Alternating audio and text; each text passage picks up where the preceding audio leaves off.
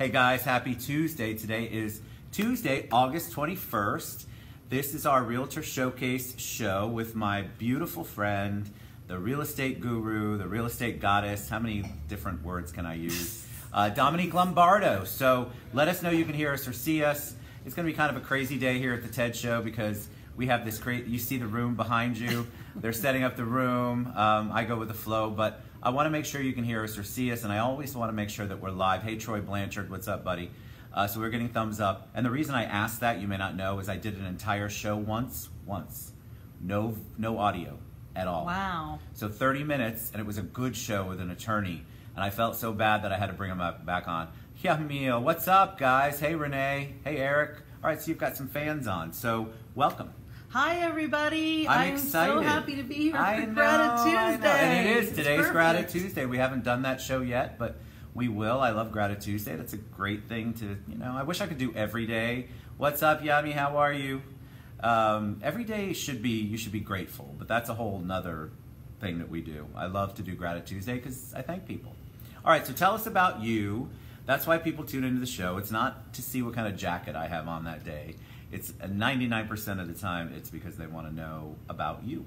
So well, 99% of the time, it's Robert Graham. It is Robert Graham. Today's Robert Graham. I got to give you that. John Russell says hi. Hi, All John right. Russell. So give us a little bit of background on Domenique Lombardo.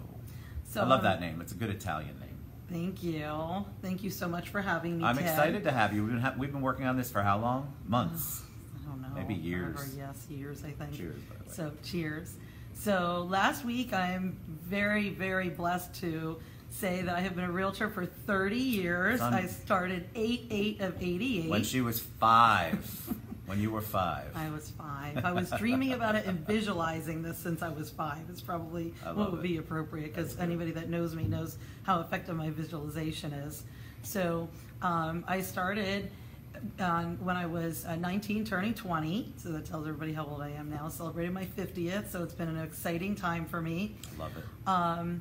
And the first year that I was in real estate, the very first month, that August, I sold my first house for $47,000. I still remember 47. It perfectly. Like, was that normal market back in 1988? It was. That's amazing. If you sold a house that was $100,000 and the interest rate was like 11%, it was insane. We were doing assumable non-qualifies. We were going into one of the other recessions, not quite as bad as the last one we had, of course. So I've been through all types of marketplaces, and you have to be a chameleon and transform over and over every year, pretty much. And what was interesting is I worked for veteran real estate and helped veterans and FHA and first-time buyers. I remember that. Were they years. off on Primrose? Where were they at? They started out off of Edgewater, and then we moved to Rosemont when it was the Country Club. Yes. And then they since Is that how we met? I used to go in there and ask for insurance business, and the office was super good at sending me homeowners insurance referrals. No? I think I met you here at the Citrus Club when I was an old stodgy club with the wingback chairs. Oh man, and yeah. A member forever. I don't miss that at all. I like the new trendy. club. It's Love trendy. It's bougie. Yeah, bougie and young and hip. So totally. Anyway, so then 20 years forward roll, and I had my first multi-million dollar listing, which was $4.7 million. So it was adding a few zeros from the $47,000 home to $4.7 million. And that was the new American home in Lake Nona. And a lot of people, it was on back in North Lake Park when it was first being developed in Water's Edge. And I remember a lot of people saying to me, "Isn't that the Country Club? How are you ever going to sell it?" Because there was literally nothing but that house on the lake back there. On Lake Nona, and it wasn't in the Country Club. Did you have an open house there? Yes, I did. Right, that's where I went to that open house. That's where you had boat tours, right?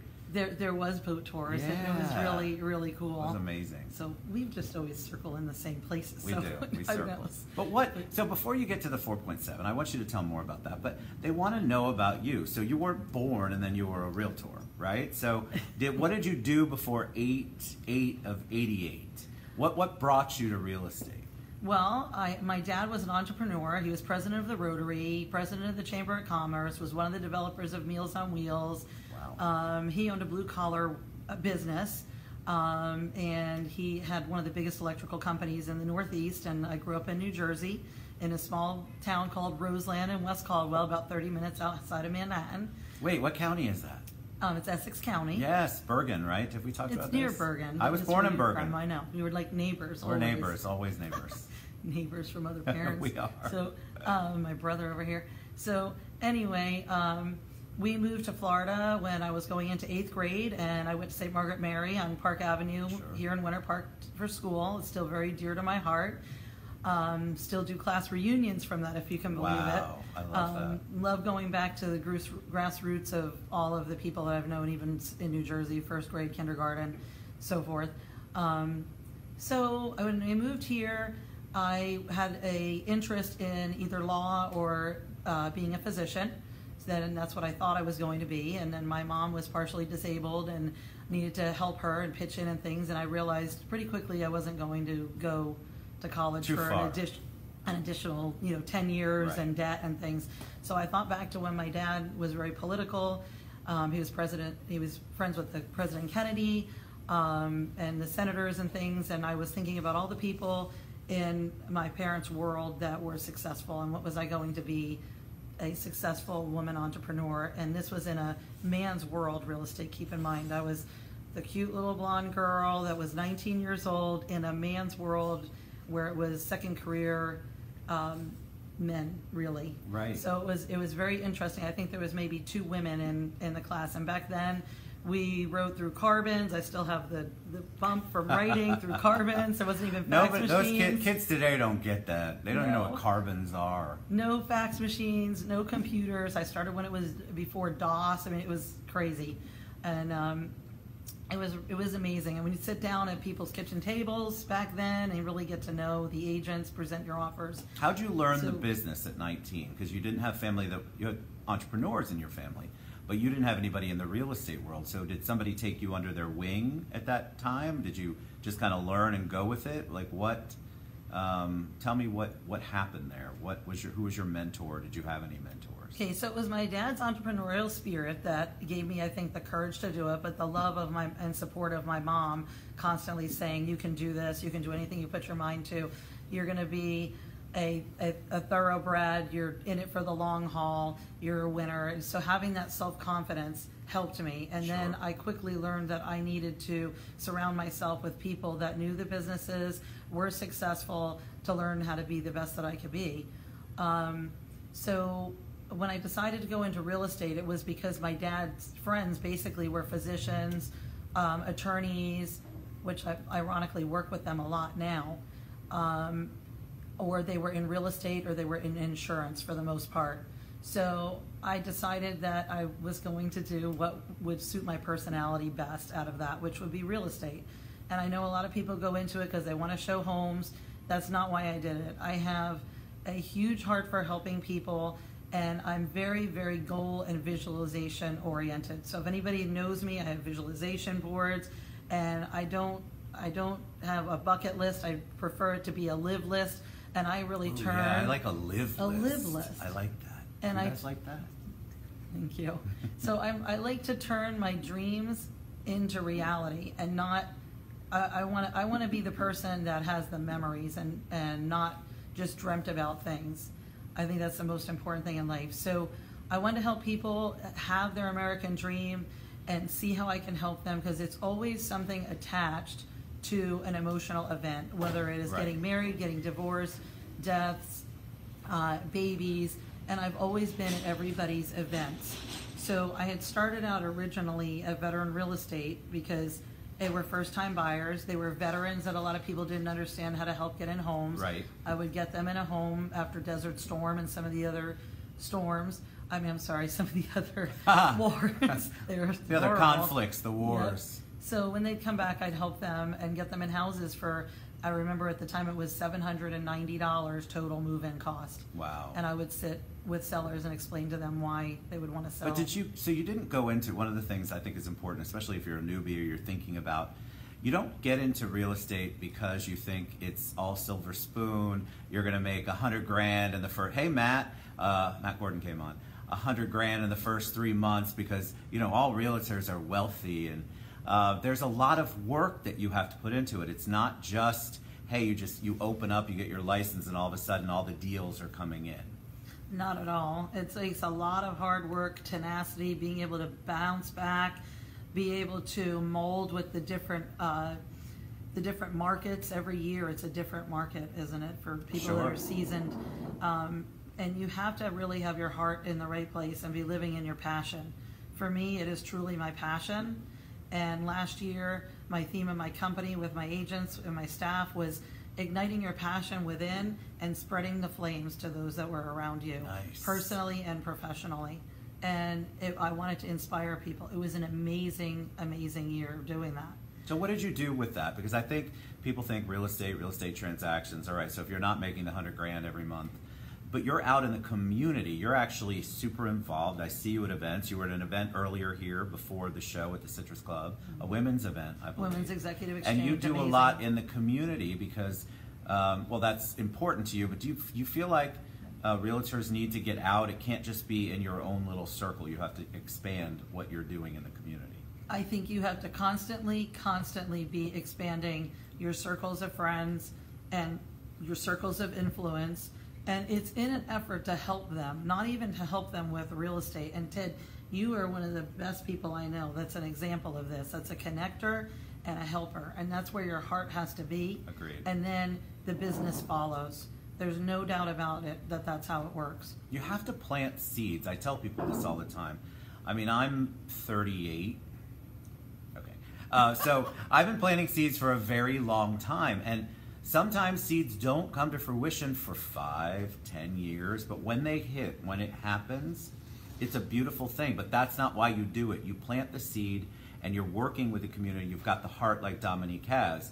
I promise you, if you do that more often in your business, in your world, that you're going to see all of this amazing benefit that comes back to you. And sometimes people they'll message me, and they probably do the same to you. How is it that you can be everywhere all the time and you go to all this stuff? Listen, don't think I'm not tired, because I get tired. We both get tired. But it's still something we love, and we know that it's good for everybody involved, and it has a wonderful after effect for our businesses and our personal life. And it is energizing to be around, even though it is exhausting at times.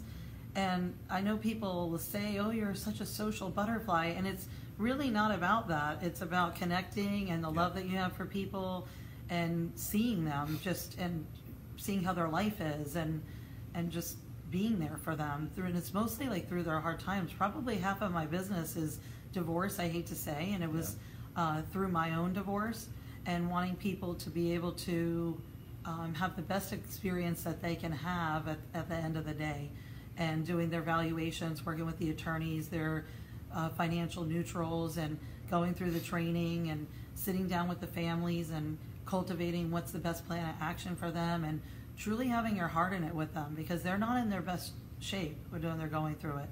So like I said, it's always with an emotional tie, and you have to be reaching out in the community all the time to know what's going on with the people in your sphere and the people that they care about. You didn't specifically say it, but I believe one thing that's super important is that you're not a transaction person, you're a people person. So I think a lot of times, all of us in the loan business, any business that you're in, it doesn't matter. If you're focused solely on the transaction and how much money that's going to make you, instead of the people that are involved in the transaction or the people who surround that particular piece of business or that business. Jeff, what's up, buddy? You're going to do so much better. If you're focused on the transaction, it's just not the right place to be. I promise you that is not the best place for you to spend your energy, is on the transaction. Focus on the people, which is what Domenique's talking about. You know, the transactions come and go, but you have long-term clients, you have long-term referrals. That's another thing I want you to talk about, because you do focus on the people. You take care of people when possibly they're in their most neediest time. They need help, they need assistance, they need guidance. And then I know that it comes back tenfold to you. It absolutely does. And one of the thing that's dearest to my heart is that now I am having the pleasure and the blessing of working not just with the grandparents that I started out with 30 years ago, and then their kids as the parents, and now the grandkids. That's awesome. And always being at, I have the goosebumps, being at their weddings and their baby showers, and even at their celebrations of life and their retirements, and seeing how hard that is a lot of times for men, especially when they're leaving their career, and just really being there for them it really does make me emotional. Of course. It's an amazing career for the tenure of your life, and it's something you can do forever. So I feel very, very Gratitude-Tuesday. Gratitude-Tuesday. Even though that's the wrong show. No, it's all right.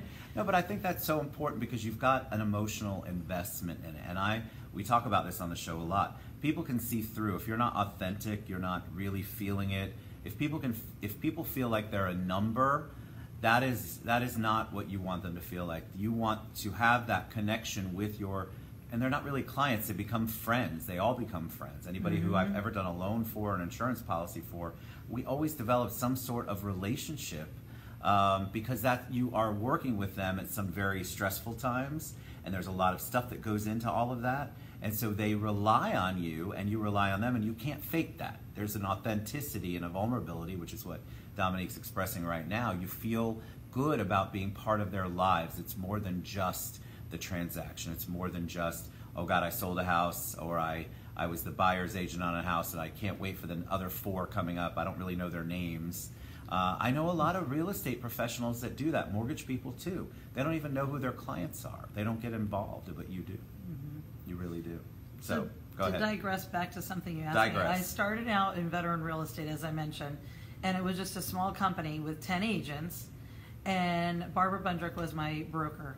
And I learned one deal at a time. And I still sometimes learn one deal at a time. And also the agents that work with me learn one deal at a time. So it's a little bit different concept in a boutique firm versus, let's say, being at a big company, which I was I was what they called a career counselor for Better Homes and Garden for Broward, Dade, and Palm Beach County when I lived there. I forgot about that. Yes, and it was amazing, actually. And some of those agents have groomed into amazing, top-producing agents. So I'm grateful to have had that experience and opportunity to help them to grow in their business. There's plenty of business for everyone out there.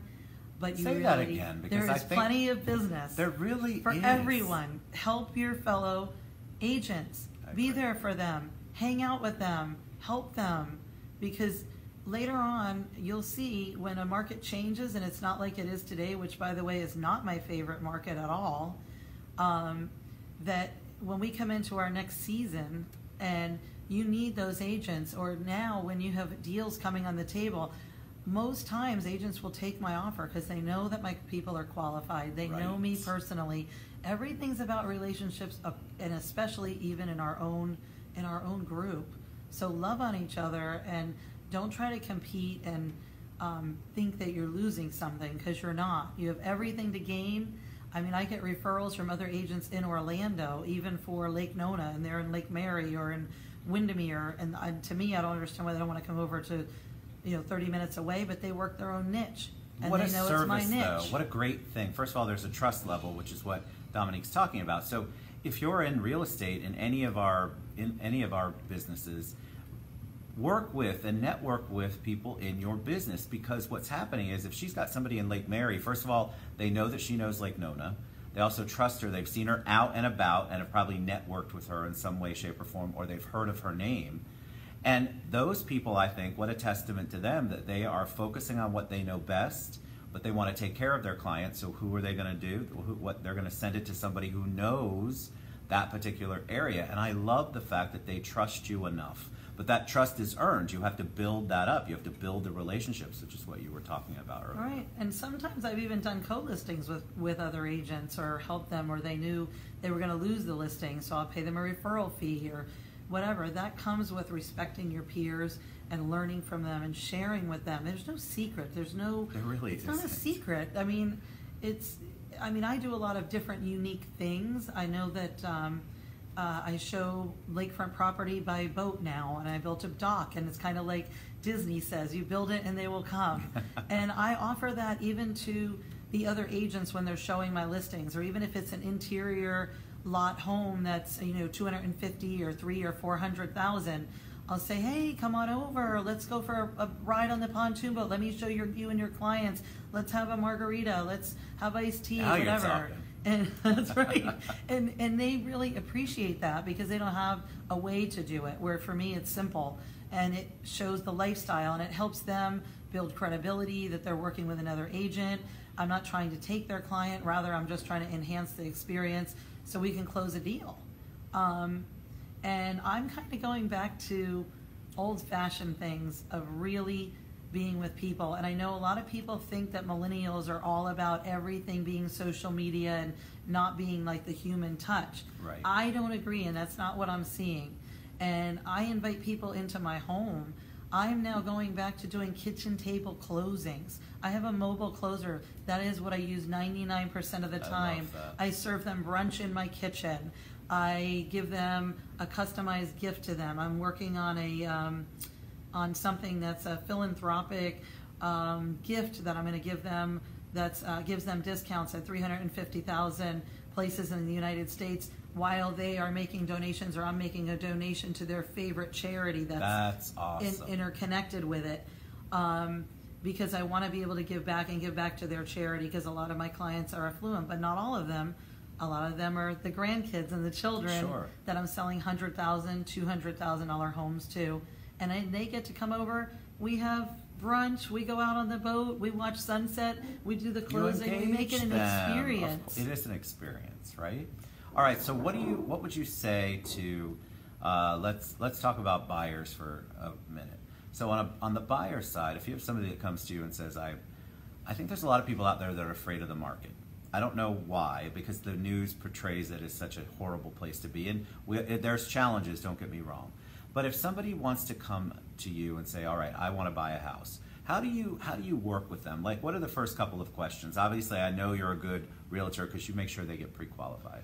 So once we're past the pre-qualified part. And I love your new team. It's amazing. My team is amazing. Freedom is amazing in really your new team. They're good people, and I owe you so much for that. No, I appreciate seriously. They get right back to you. They're on it. They're good people. So once you get past the pre-qual part, the pre-qualified part, then your buyer goes, all right, what do I do? Because it's not like the old days where you drove everybody around to 95 houses. They have access to so much that they can go through, and then you as their agent help guide them based on their preferences, right? Right.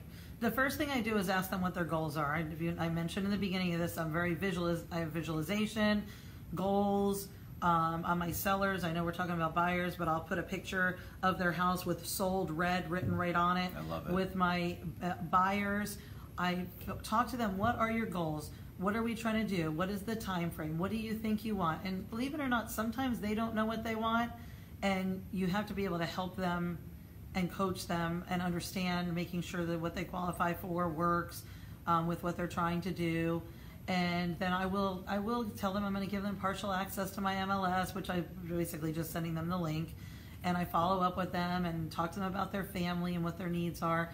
And it is amazing, but I sell probably about, I would say, almost 70% of my own listings. And a lot of them I sell before I even put them on the market. Wow. I have a list that I keep from everyone that ever calls me off of signs. I keep it. I find out what they're looking for, so I immediately have prospect lists for my farm area. And many times when they'll call, I'll say, you know what, this listing isn't even up yet, but I have exactly the house for you. Because I'm very, very good at asking them the questions of what they're looking for, what their family dynamic is. And sometimes it's not exactly what they call me about. Correct, because you work through it with them. You take the time to listen to them and really hear what they're saying, and then with your expertise, that combined with what they're saying, you can put them with or to at least a couple of homes that really match your knowledge base and then what they're looking for. I love that. The way you know you're really on track is when you can actually do that even over the phone. When you are talking to them on a very first call, there has been many times that I have been able to say, meet me at such and such a house, and they actually write a deal right then and there. And another thing I've started working on is trying to put my deals together before I even put them in writing, so that I'm not going round and round in circles. If I already know, I mean, we cannot, of course, disclose what anybody's motives are, prices, or anything like that. Right. You have to let them draw their own conclusions on those things.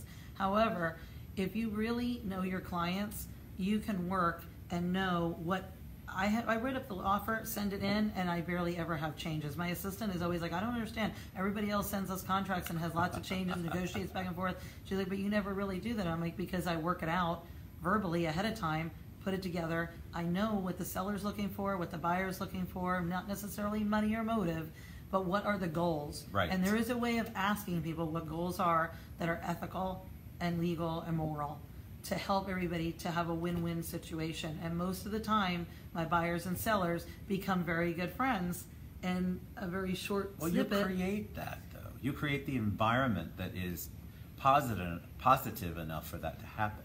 Yes, you have to help your buyers and sellers like each other. It makes it a much smoother transaction. And I had a lady that took care of all the animals at transport and injuries and things at SeaWorld. And they were selling their lake house. They tried selling it for sale by owner, and then they wound up listing it with me when they were unsuccessful with it. And it was amazing because I sold it to a buyer that called me on something else completely. Sure. That lived in Windermere. Sold them the house, and they actually shared the renovation of the house in the most gentlest way with the people that were leaving it, because they loved it like with their heart and soul. They had green shag carpet. You had to walk in and take your shoes off. It still looked brand new from the 70s. It was unbelievable. But I let them know ahead of time, please respect this. These people love their home the way it is. They did. And the day of her retirement at SeaWorld, the next day we closed on her house, and all of us went out on my boat. We had a huge retirement party celebration, and they all cried. It was amazing. That's a blessing. But you create that. All right, so we're going to share all of Domenique's contact information, how to reach out to her. You want to reach out to her, don't you? I mean, what a great story. And she's so good at what she does. Royalty, realestateboutique.com. But we'll share it when we share the video. But any parting words of wisdom for them? I didn't prep you for that, but anything you want to leave them with, because you see how fast it goes. It goes by super fast. It does go by super fast, just like life. And your career goes by in a blink. So make sure you're in your passion and doing it for the right reasons. And money is not the right reason. That's the byproduct of your success, of doing the right things. And try to do different things, but live in authentic to yourself, and live your dream, and go get it. Go get it. Go get it. You have to go get it. It doesn't come to you. Don't look for other people to give you your business. Work it. I love it. All right. I love and adore you. You know that. I appreciate you you so much. All right. So we'll share all of Domenique's information when we share the show later on. Thank you for being on. Thank you guys for all the comments. We'll answer them later. Lots of love went up and down. I don't know if you can see it. Have a great day. Mwah. We'll see you back here at 2:30. I'm going to be talking about boxing. I don't know what that looks like, but it should be interesting. All right. Appreciate you. Appreciate you.